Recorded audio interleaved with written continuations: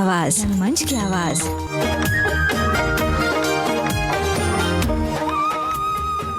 दो बजकर 10 हो चुके हैं। रंगमंच की आवाज़ कार्यक्रम में आप सभी का दिल से स्वागत करती है पूजा। और जैसे मैं हमेशा कहती हूँ कि रंगमंच का जो मंच है एक दर्पण है, और जो भी समाज में घटित होता है उसी को हम मंच पर प्रस्तुत करते हैं। आज हमारे मेहमान हैं श्री गुरुजी श्री मोहरलाल चमन जी, महात्मा गांधी संस्थान के संगीत प्राध्यापक हैं। आपको नमस्कार, प्रणाम गुरुजी। नमस्ते। और हमारे साथ श्री सुबिराज अवाला गुड़िया जी, आपको भी एक बार फिर से हम स्वागत करते हैं। और रंगमंच की आवाज़ कार्यक्रम में आप दोनों का स्वागत है। और जैसे सुबिराज जी, पहले हम बात कर रहे थे जो है हॉलिस्टिक वैल्यूज़, जो एक इंसान, एक मनुष्य पर जो है एक परिवर्तन लाता है रंगमंच। आज इसी पर हम जारी रखेंगे। हाँ, तो मैं लास्ट टाइम कह रहा था कि जब वर्कशॉप करते हैं तो उन लोगों को ट्रेनिंग देते हैं डिफरेंट पार्ट्स, जैसे कि ये जो बॉडी है, ये हमारा शरीर है, उसको एक्टर बनाने के लिए उसको ट्रेनिंग देते हैं। तो आप इस शरीर को मत बिगाड़िएगा जी। पदार्थों आउटसाइड जैसे कि ड्रग्स ये सब लेकर, शराब लेकर, सिगरेट लेकर उसे मत बिगाड़िएगा। ये तो पहले हो जाते हैं, उन लोगों से वादा लेते हैं, मैंने कहा था। और फिर जब वॉइस का आप ट्रेनिंग देते हैं तो आप इतने वॉइस ट्रेनिंग दे रहे हैं, आप उस वॉइस को अच्छी तरह से उपयोग कीजिएगा। तो उसका उपयोगी बड़ी इम्पोर्टेंट है। किसी के दिल मत दुखाना, किसी को गाली मत देना, ये सब उन लोगों से वादा लेते हैं। फिर ऐसे ऐसे आते हैं।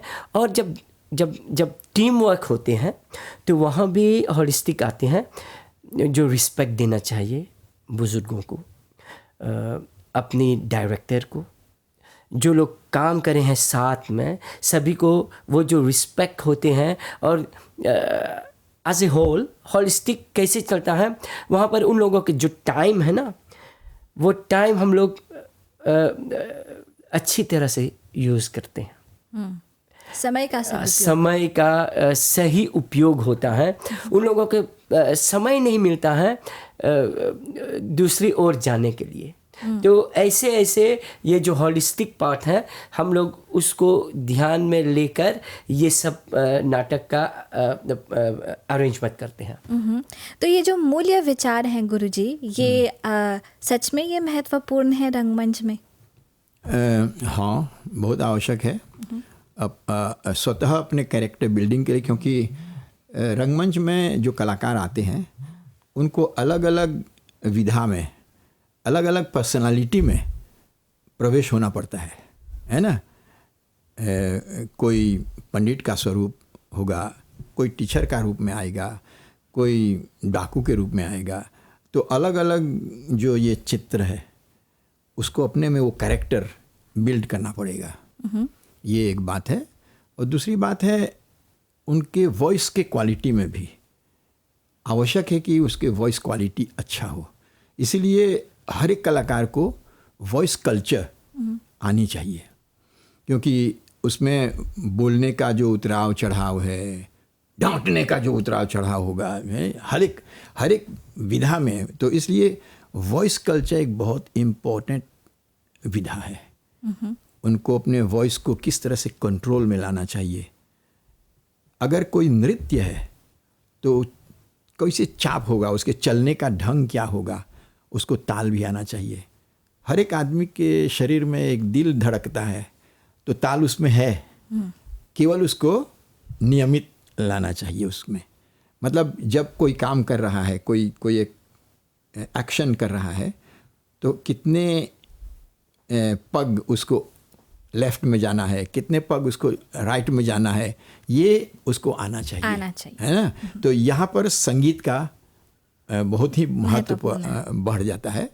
उसको थोड़ा बहुत संगीत का ज्ञान होना बहुत ज़रूरी होता है। विशेष करके अगर नृत्य हो तो तब तो नृत्य भी आना चाहिए, संगीत तो वैसे ही आना चाहिए। और स्वर के लिए उसको अपना जो टोन बिल्ड करना चाहिए, अपना एक टोनल कैपेबिलिटी बिल्ड करना चाहिए। ये आपने सच कहा है गुरुजी, क्योंकि मुझे स्मरण है कि जब मैं नाटक से जुड़ी तो वहाँ जो शिक्षक थे हमारा, और वे हमें सारे गामापा का जो है वो सिखाते थे, बोलते थे कि ये बोलो। अवश्य, क्यों? क्योंकि आपको अलग अलग टोन में, मान लीजिए मुझे इस प्रकार से ये इस टोन पर मुझे बातें करनी है, या मुझे इस टोन पर बातें करनी है, तो मुझे स्वर आना चाहिए।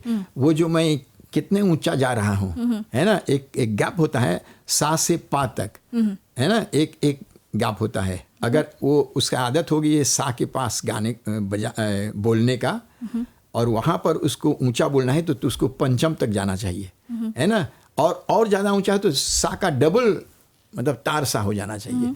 तो ये थोड़ा बहुत संगीत का ज्ञान, उदाहरण आप दे सकते हैं गुरुजी?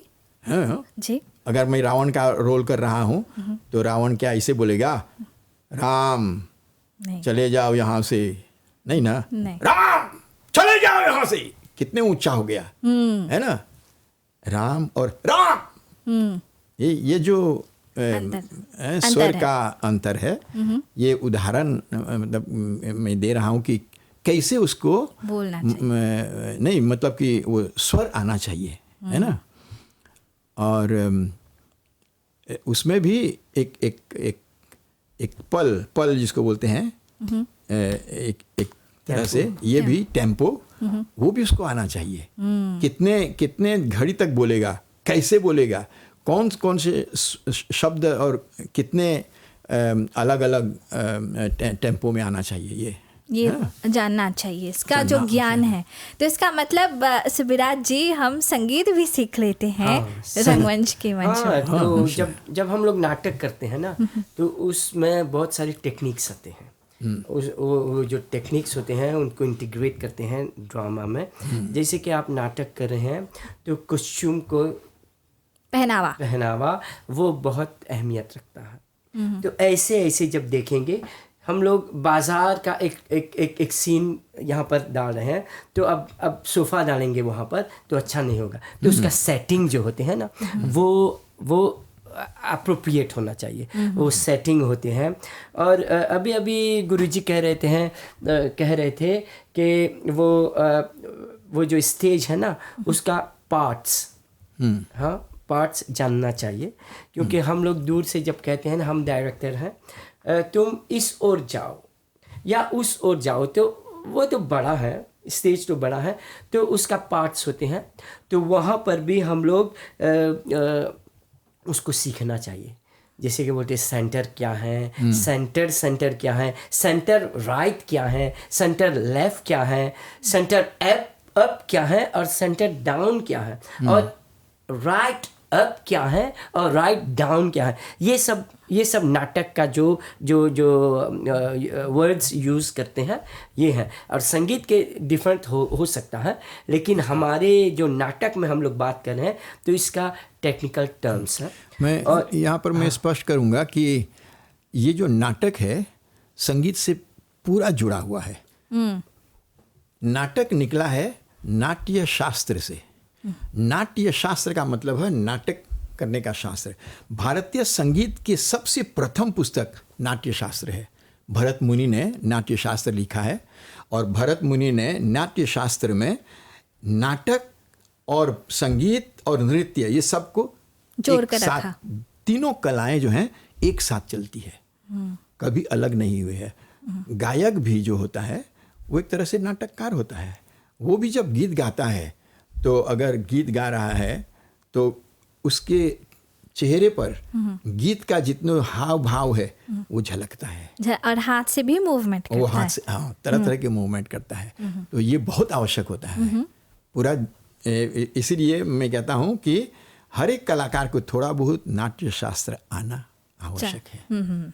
जी, नाटक के अभी गुरुजी कह रहे थे कि वो जो एक्सप्रेशन आना चाहिए। मैं टेक्निकल टर्म्स में कह रहा हूँ, वो अपने भाषा में कह रहे हैं, लेकिन मैं कहूँगा एक्सप्रेशंस।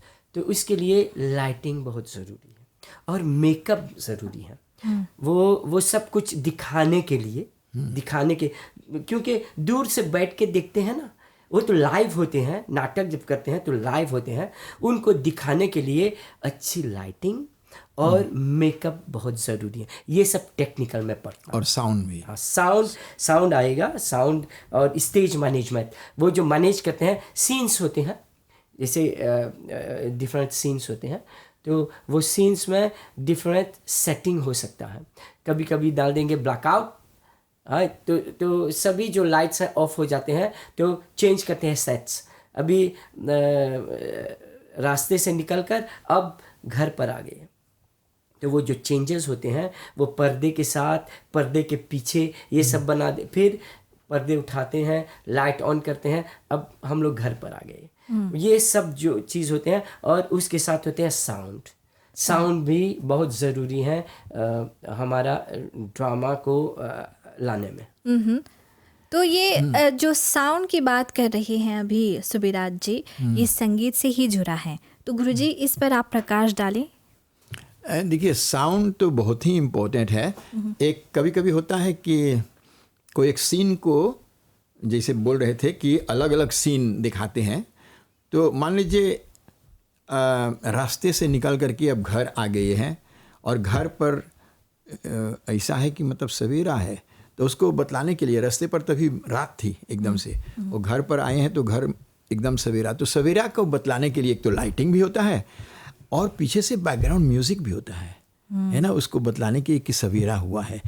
भारतीय संगीत में हर एक राग अलग अलग समय गाया जाता है, हर एक राग का अलग समय है। क्यों अलग समय है? क्योंकि राग में भाव है, और वो भाव उस समय आता है। जैसे प्रातः समय हम लोग भैरव राग गाते हैं, तो उस समय अगर हम प्रातः को बतलाने चाहेंगे नाटक में, तो पूरा भैरव का जो वातावरण तैयार हो जाए कर देंगे, पीछे से जो बैकग्राउंड म्यूजिक आएगा वो भैरव का आएगा, और उससे क्या होगा, उससे लोगों को स्पष्ट हो जाएगा कि सवेरा है। और शाम अगर हो तो शाम का राग होगा, तब दूसरी राग का प्रयोग करेंगे। मतलब ये शाम का समय हम जानते हैं राग यमन है, तो राग यमन का प्रयोग होगा, है ना। तो अलग अलग रागों का म्यूजिक बहुत आवश्यक है, वो म्यूजिक वहाँ सब कुछ करता है। प्राचीन काल में भी, पुराने समय में भी, त्रियोली में मैं कई नाटकों में म्यूजिक दिया है मैंने।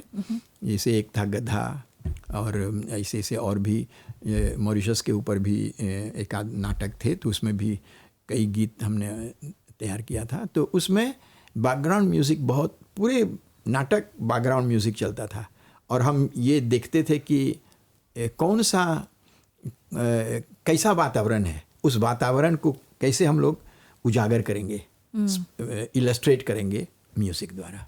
जी मैं कुछ ऐड करना चाहूँगा। अवश्य।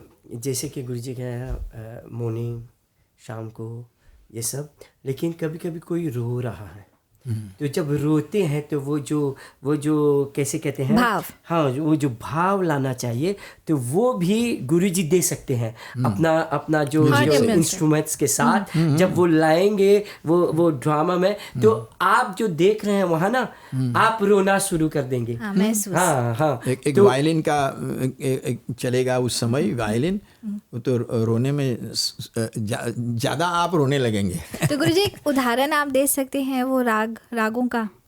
नहीं, बहुत एकदम स्पष्ट है। मान लीजिए राग भैरव है, तो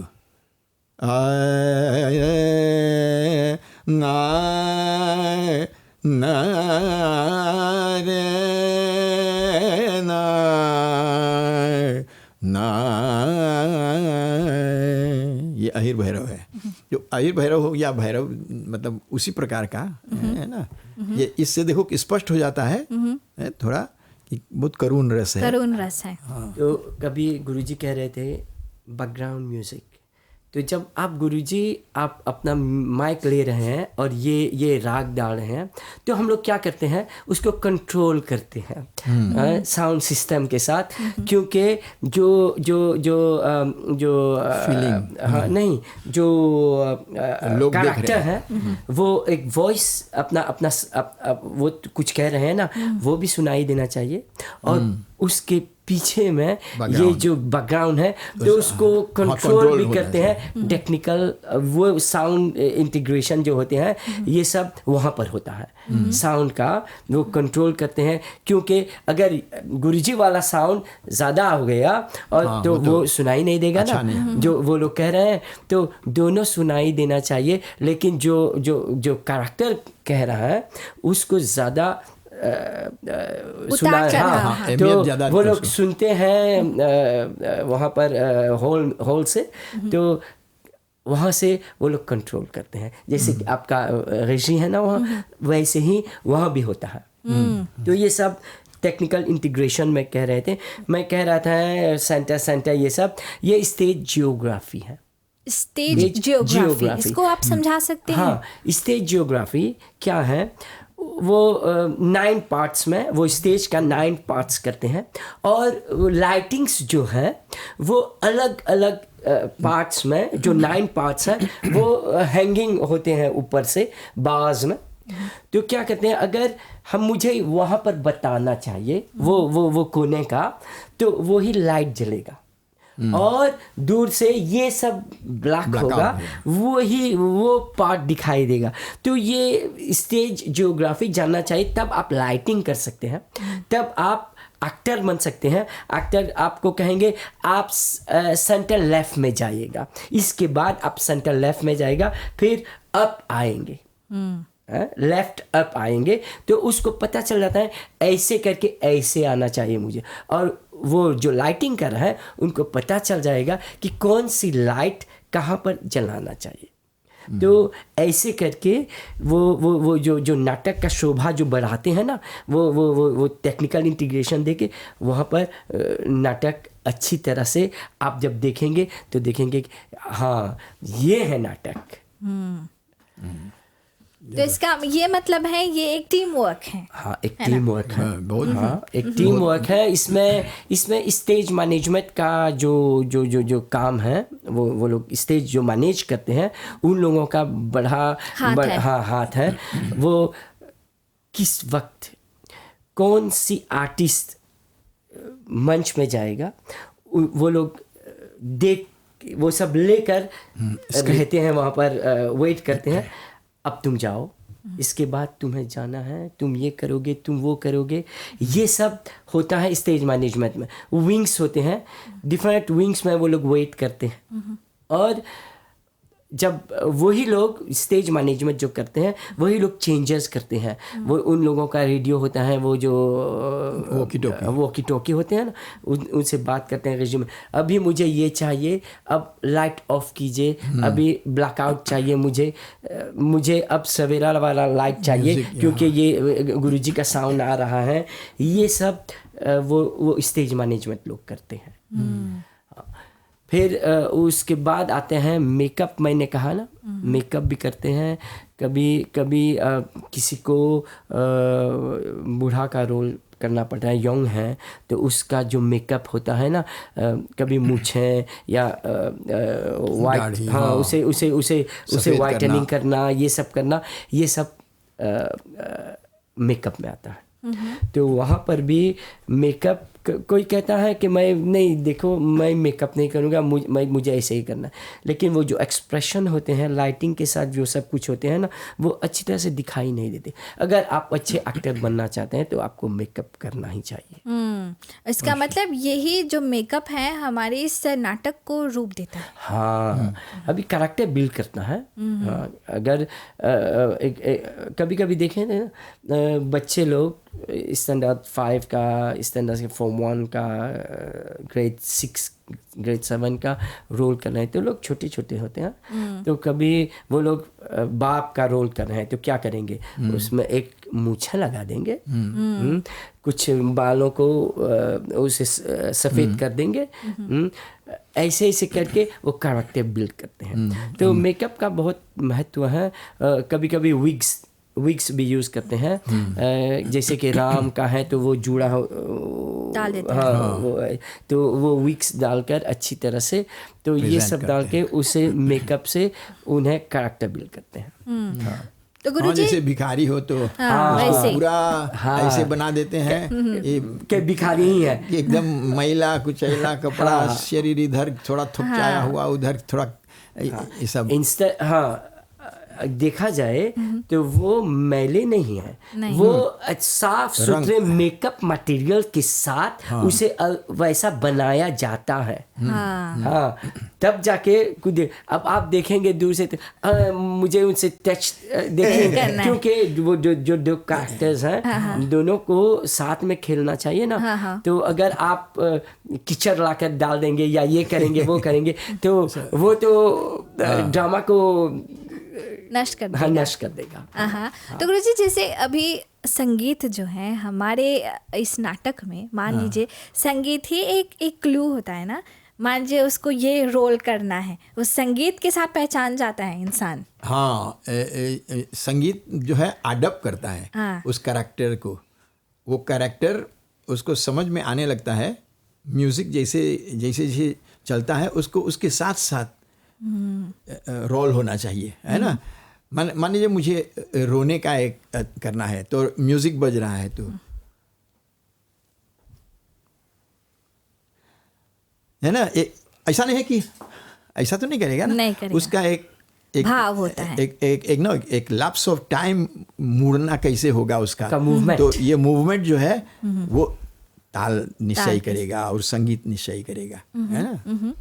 ये और नाटक में किस प्रकार के संगीत का जो है आता है, जैसे आपने कहा भैरव डिपेंड अपन नाटक का जो कहाँ कौन का भाव कौन सा है, क्योंकि नाटक में भाव बदलता रहता है। हर सीन अलग अलग होता है।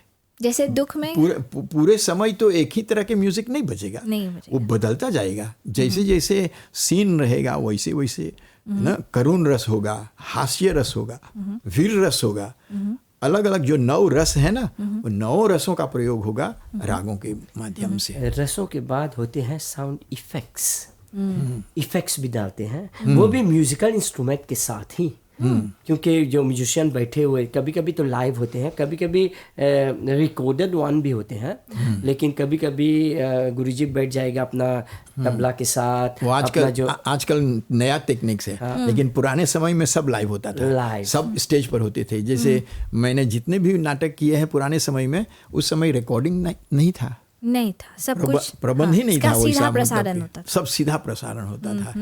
वो ज़्यादा डिफिकल्ट है। अब आप देख रहे हैं एक साइक्लोन का सीन चल रहा है और बिजली कड़क रहा है, बादल गरज रहा है, तो उसे कैसे आप नाटक में बताएंगे। तो लाइटिंग जो होते हैं ना, वो जो बिजली का कड़कना वो लाइट से कर सकते हैं, और जो बिजली का जो बादल का गरजना उसे साउंड के साथ आप बता सकते हैं। तो जब दोनों साथ में आएगा तो आपको लगेगा कि आप रियली उस माहौल में हैं। अभी बाहर जोर से हवा चल रहे हैं, पानी बरस रहा है, बिजली कड़क रहा है और बादल गरज रहा है। तो ये सब साउंड ही में जब हम लोग साउंड का ये इसका भी ट्रेनिंग होते हैं। जब ट्रेनिंग करते हैं साउंड का, और जब सभी को समझाते हैं कि साउंड कैसे उपयोग करना चाहिए, कैसे ये करना चाहिए, कैसे वो करना चाहिए, साउंड के साथ कैसे बैकग्राउंड म्यूजिक को बैलेंस करना चाहिए जो वॉइस के साथ जो कैरेक्टर कह रहा है। तो ये सब भी हम लोग इसका एक वर्कशॉप करते हैं जो ministry of arts and culture में टेक्निकल इंटीग्रेशन पर जब ये करते हैं। फिर कभी कभी ये भी बताते हैं कि आपको किस स्टेज मिल गया कहीं पर, जैसे कि गुरुजी कह रहे थे त्रियोले में अभी एक हॉल है, तो वहाँ पर कभी कभी तो कर्टेन नहीं होते हैं ना, कैसे कहते हैं कर्टेन, पर्दे नहीं होते। तो पर्दे को कैसे लगाना चाहिए, कैसे एक ही जो स्ट्रिंग के साथ उसे खोलते हैं, तो एक ही जब निकल तो 2 तरफ से खुलेगा, और एक ही जब खींचेंगे तो वो बंद होगा। कैसे बीच में एक डालेंगे पर्दा, क्योंकि सीन्स का जो चेंजेस हैं कभी कभी क्या होते हैं लाइट के साथ वो कैसे कहते हैं शाडू शादू परछाई। हाँ परछाई, हाँ परछाई। देखिए मैं हिंदी कोई बात नहीं, परछाई। नहीं, हमारे दर्शकों को जानना चाहिए कि मैं तेलुगु इससे ज़्यादा अच्छा बोल सकता हूँ। भोजपुरी और हिंदी ये मैं कभी सीखा नहीं हूँ। आप तो हिंदी इतने अच्छी तरह से बोल रहे हैं, कई लोग हिंदू होकर के भी हिंदी नहीं सॉरी है, लेकिन नहीं आपकी हिंदी अच्छी है। कभी कभी हो सकता है मेरा ग्रामेटिकल मिस्टेक्स हो जाए, तो इसके लिए मुझे पता नहीं होता। मैं सिर्फ हिंदी जैसे फिल्मों में देखकर, हाँ जैसे गुरुजी कह रहे हैं तो ये सब सुनकर हम लोग नाटक में है ना तो इजीली ग्रास्प करके फिर से उसे बोलने के प्रयास करते हैं। तो ये हमारा प्रयास में आ जाता है। क्वाइट वेल, मतलब हिंदी आप जैसे बोल रहे हैं, हिंदी समझने की उतनी जरूरत नहीं, आपके एक्शन भी कुछ बोल रहा है। आप क्योंकि नाटककार हैं तो आप एक्शन से वो चीज़ बोल देते हैं, लोग समझ जा रहे हैं। तो क्या है शादू, उसमें जो कालिको ग्रे का जो जैसे कहते हैं मार्किन का जो हाँ वो डाल देते हैं एक फ्रेम में। फिर उसके पीछे से आप लगा देंगे लाइट्स, और जब लाइट्स के बीच में उसके बीच में ये है आपका पर्दा और ये है आप, और पीछे से लाइटिंग चल रहा है। जो कुछ आप करेंगे यहाँ पर वो पर्दे में दिखाई देगा, और जब देखेंगे तो परछाई जैसे दिखाई देगा कि ये उसको एक छुरा लेकर भौंक रहा है। तो आप बगल में भौंक रहे हैं लेकिन दिखाई देगा कि आप डायरेक्टली उन पर वो वार कर रहे हैं। तो ये सब टेक्निकल पार्ट्स हम लोग बताते हैं नाटक में, और उसको कैसे करना चाहिए ये ministry of arts and culture में आएंगे आप। जब हमारा वर्कशॉप चलते हैं तो आपको ये सब सीखने को मिलता है। जो कुछ मैंने कहा अभी, जो ये सब कह रहा हूँ, वो जो रंगमंच का डिफरेंट पार्ट्स, लाइटिंग, साउंड, ये सब टेक्निकल इंटीग्रेशन, वो मेकअप का भी वो इसके वर्कशॉप करते हैं हम लोग। तो जैसे सुबराज जी, गुरुजी जैसे सुबराज जी बोल रहे हैं कि ministry of art and culture से इतनी सारी सुविधाएं प्राप्त होते हैं, पहले तो नहीं होता था ना? नहीं। तो पहले किस तरह से हम करते थे ये सब? पहले तो लोग अपने आप से करते थे सब, अपने ढंग से। मान लीजिए फिल्मों को देख देख करके ऐसा होता था। पुराने समय में ज़्यादा डिफ़िकल्ट है, ज़्यादा कठिन था ये सब काम करना, क्योंकि फिल्मों में देखते थे कि डायरेक्टर जो बोलेगा, याद है ना चोरी चोरी में वो फिल्म दिखाया ना, तो उसमें जैसे एक्टर ने किया वैसा करना है। मतलब कि फिल्मों के आधार पर फिल्मों में जो एक्शन हुआ है वो सब के आधार पर होता था। अब धीरे धीरे नॉर्मल ही है कि टेक्निक जैसे जैसे बढ़ता गया, लोगों को समझ में आने लगी। तो बाद में मिनिस्ट्री ने, मैं सोचता हूँ सलमान के समय ऐसा कुछ नहीं, उससे पहले भी था, लेकिन जो नेशनल ड्रामा फेस्टिवल उसको यूथ ड्रामा फेस्टिवल कहते थे। यूथ ड्रामा बोलते थे। फिर वो तो 50 साल से ज़्यादा के हैं।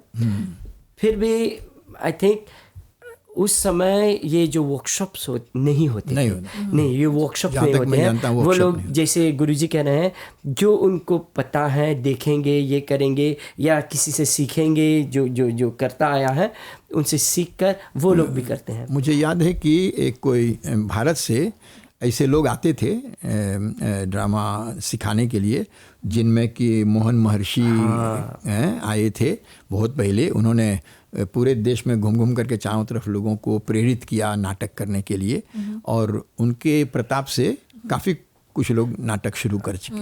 तो जब वही आया, मोहन महर्षि आए थे 1970s में, मुझे एग्जैक्टली पता नहीं कब क्योंकि मैं वहाँ नहीं था।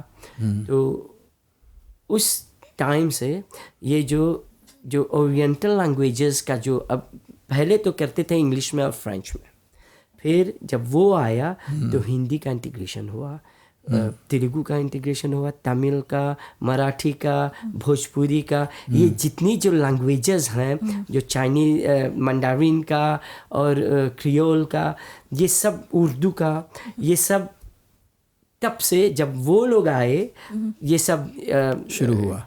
हाँ, ये सब टेक्निक्स लेकर, तो तब जाके मॉरिशस में कुछ परिवर्तन आया ड्रामा में। और फिर ये 10 लैंग्वेजेस में 1982 से आई थिंक 10 लैंग्वेजेस में ड्रामा का इस फेस्टिवल वो जो कंपटीशन है, हाँ, वो करते आ रहे हैं हम लोग। हाँ हाँ, तो इसका मतलब ये रंगमंच गुरुजी भाषाओं का जो है इसका बड़ा योगदान है, बहुत बड़ा योगदान है। तो इसमें गीत गवाई का जो है क्योंकि रंगमंच से ही भाषा बनती है। हाँ, लोगों ने देख देख करके लोग सुनने लगे, सुन करके भाषा का प्रयोग करने लगे। हाँ, क्या बोल रहे थे? जी, मैं बोल रही थी कि जो रंगमंच है उसका हमारे पूर्वज के जो प्रथा है वो गीत गवाई, लोकगीत, हाँ, इसका क्या महत्व है? हाँ, कुछ ऐसे नाटक आते थे उस समय जहाँ पर कि विवाह का उदाहरण देते थे या ललना आदि गाते थे। ललना तो काफ़ी समय से है, संभवतः नाटकों में भी इसका प्रयोग शुरू हुआ। जैसे मतलब कोई राम बनता था, ऐसे कुछ कोई दशरथ बनते थे और इस प्रकार से नाटक करते थे। मतलब नाटक के रूप में नहीं था उतना जितना कि धार्मिक, थोड़ा धार्मिक था, है ना, लेकिन था उस समय एक बहुत ही कैसे बोलेंगे, मिनिमम रूप में था, एक छोटा रूप में था। लोग नाटक किया करते थे अलग अलग पर्वों के जब कोई पर्व आता था, इसी जैसे मैंने बोला भी, कृष्ण जन्म हो या राम के जन्म हो या शिवरात्रि हो या दिवाली हो, तो इस प्रकार से कुछ नाटक किए जाते थे। बहुत बड़े रूप में नहीं, छोटे रूप में, है ना, छोटा छोटा, कैसे बोलते हैं उसको, एकांकी बोलेंगे, वन एक्ट का ऐसा जो। हाँ, गुरुजी जैसे बता रहे थे, तो क्या करते थे उस समय, एक गीत को लेकर, एक छोटा सा गीत को लेकर वो लोग गा रहे हैं और वो जो वो गाना में जो कुछ बोल रहे हैं वो लोग एक्टिंग करते थे। हाँ, तो एक्टिंग यहाँ होता है, पीछे में वो लोग बैठकर गा रहे थे और राम जी वनवास जा रहा है, तो वो गाना में वो लोग बोल रहे हैं, तो उस गीत में हाँ, तो राम जी निकल रहे हैं वहाँ से इस पार से और चल कर जा रहे हैं सीता मैया और लक्ष्मण के साथ, वो लोग वनवास जा रहे हैं। तो ऐसे ऐसे संगीत का जो डांस ड्रामा जो है, ऐसे बहुत सारे हुए हैं मॉरिशस में। वो लोग गा रहे हैं उस तरफ और उस गाना पर यहाँ पर एक्टिंग हो रहा है। और अभी क्या करते हैं, कुछ लोग हैं जो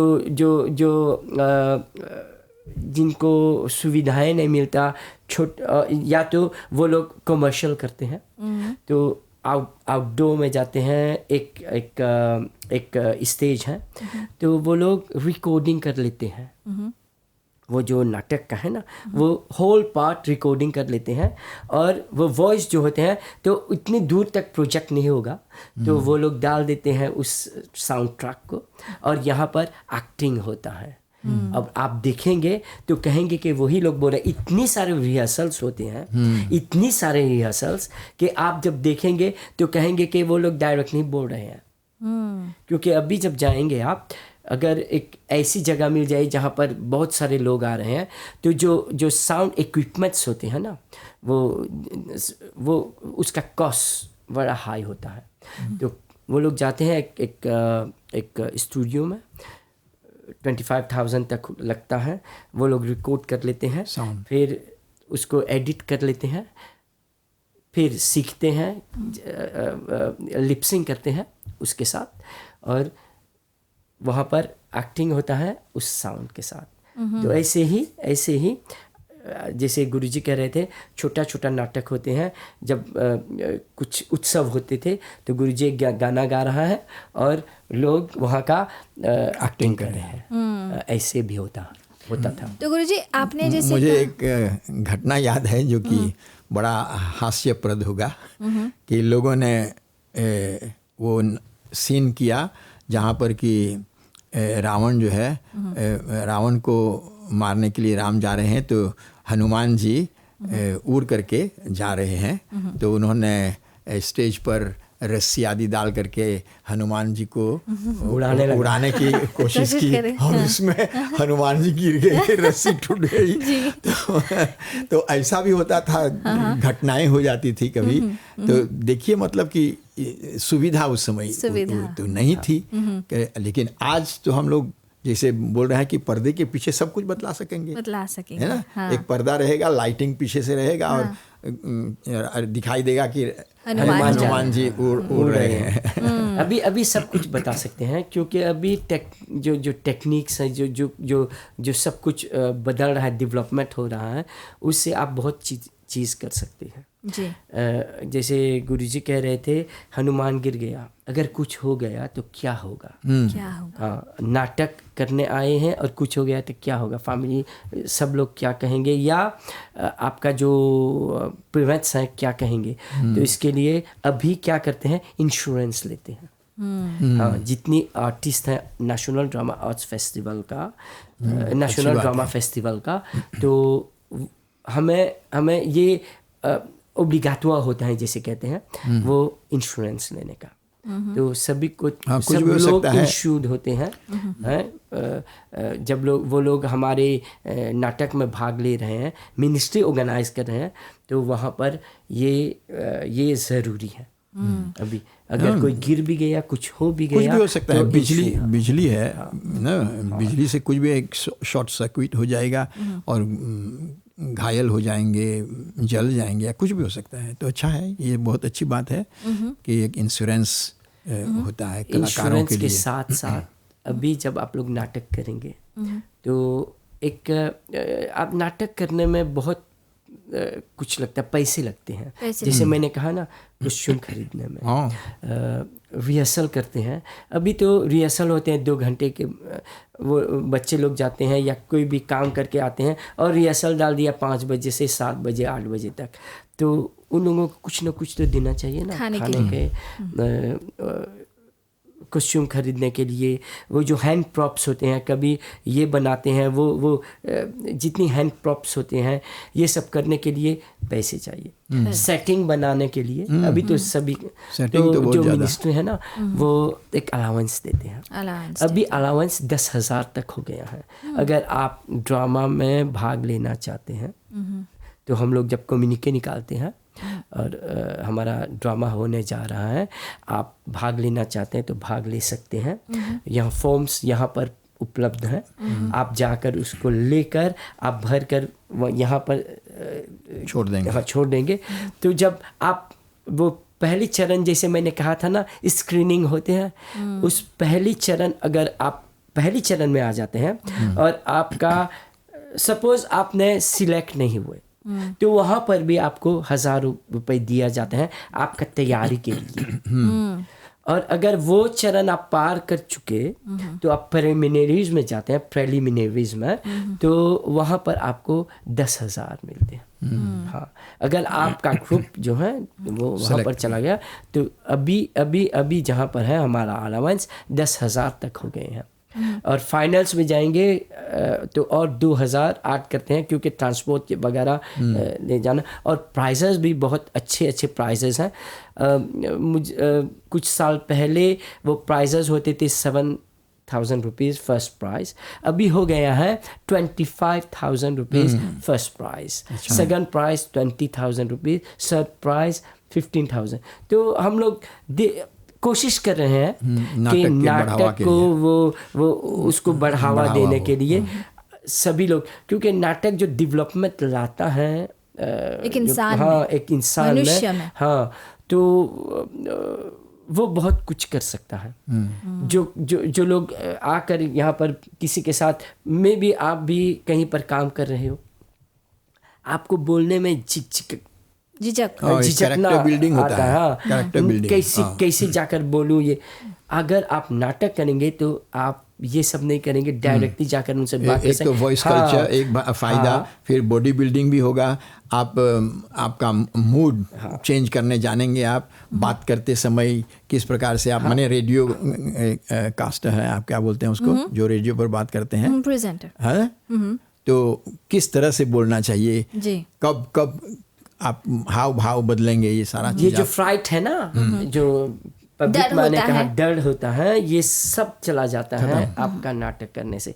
और जब मैंने कह रहा था माइंड का जो डेवलपमेंट होता है, तो आप कंसंट्रेट ज़्यादा कर सकते हैं, जी। क्योंकि कंसंट्रेट करना पड़ता है, इसके बाद क्या होगा, ये क्या कह पूरा रहे हैं, dialogue तो मुझे याद- dialogue याद करना concentration। पड़ता है। अब कभी कभी देखते हैं वो जो किस्तों का पता है ना, वो पीता था ये सब, तो वो रोल करना चाहिए। तो इमिटेशन, वो सब माइंड को इतनी Set करना इतनी पड़ता है। इतनी ट्रेन करते हैं कि आपको ये सब करने में बहुत इजीली कर देंगे आप। हाँ और आपको वो जो लाइंस आपको बाय हार्ट जानना चाहिए। हाँ, तो ये सब जब करते हैं तो क्या करते हैं, ये इसको ज़्यादा ओपन कर रहे हैं। और जो लोग ज़्यादातर लिखना पढ़ना में कम है, तो वो लोग वहाँ पर डेवलप होते हैं। और देखेंगे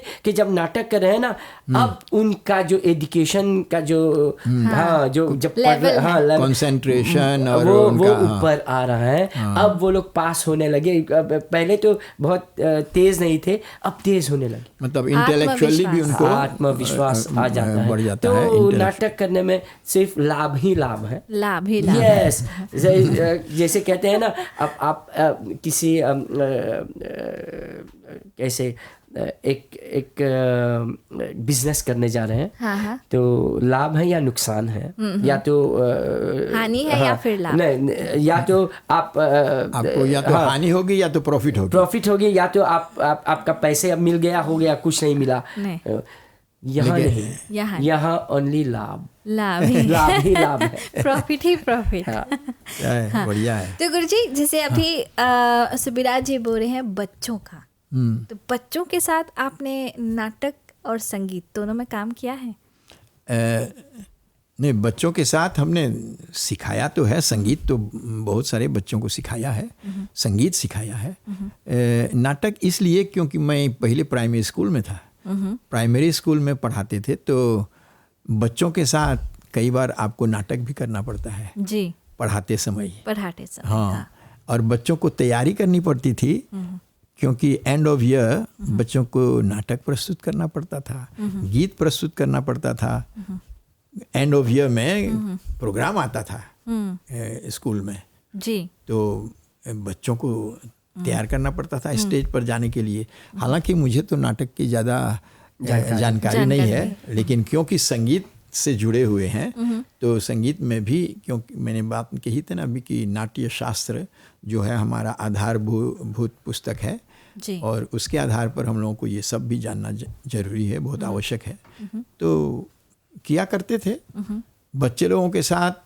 शायद मेहनत कम करनी पड़ती है, हाँ, मेहनत कम करनी क्योंकि वो लोग बहुत जल्दी मान लेते हैं और बड़े बहुत प्रसन्नता के साथ वो कैरेक्टर में घुल जाते हैं, करना चाहते हैं। बड़े लोगों में मुश्किल होता है थोड़ा। तो हम ये तो गुड़िया जी बोलेंगे जी, कि बड़े लोगों के साथ कितनी कठिनाई पड़ती है, बहुत ज़्यादा।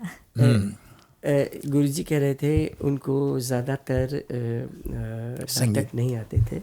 मैं कहूँगा कि सभी को नाटक आते हैं। हम लोग एक रोल प्ले कर रहे हैं यहाँ पर, लेकिन उसका जो जब ट्रेनिंग होता है तो आप ज़्यादा अच्छी तरह से कर सकते हैं। घर पर भी हम लोग कितनी बार नाटक करते हैं, कितनी बार हम लोग झूठ बोल देते हैं।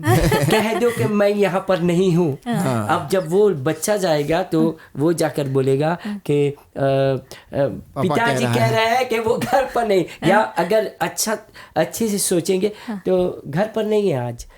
तो ये सब आता है डेली, जो हम लोग ऐसे जी रहे हैं ना, इसमें नाटक ही नाटक है।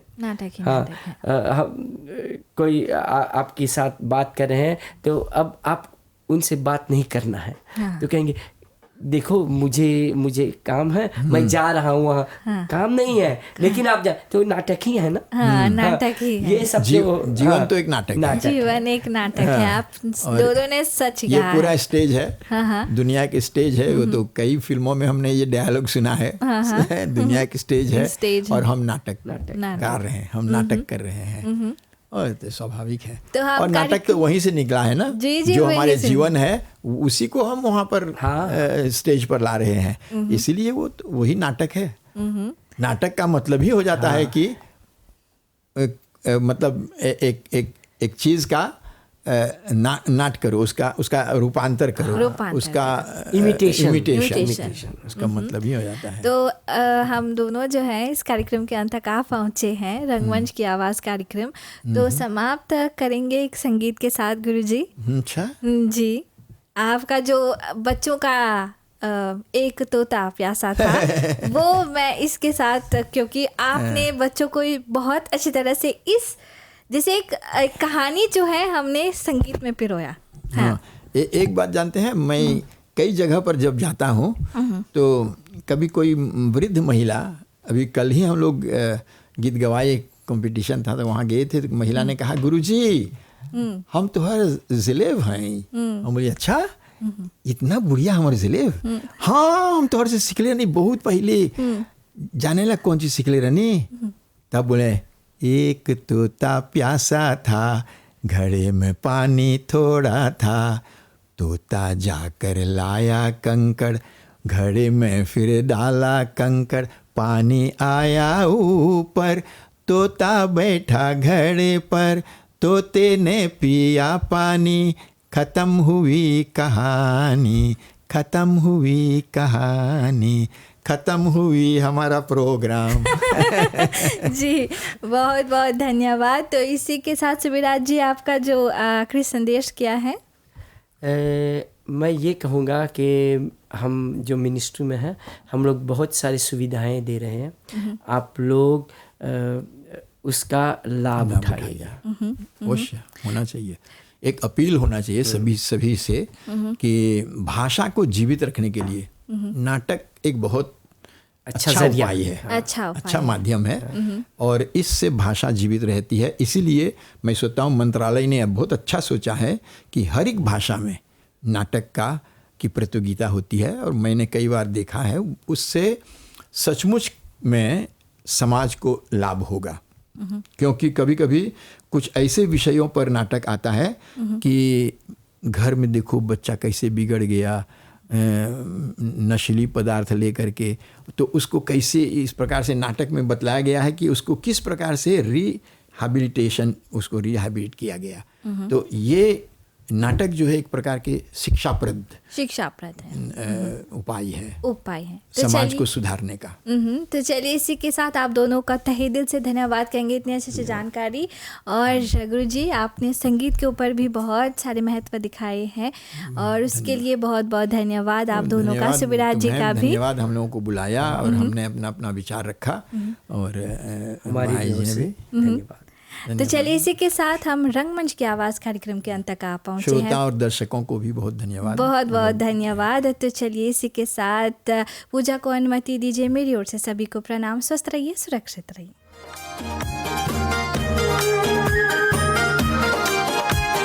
रंगमंच की आवाज़।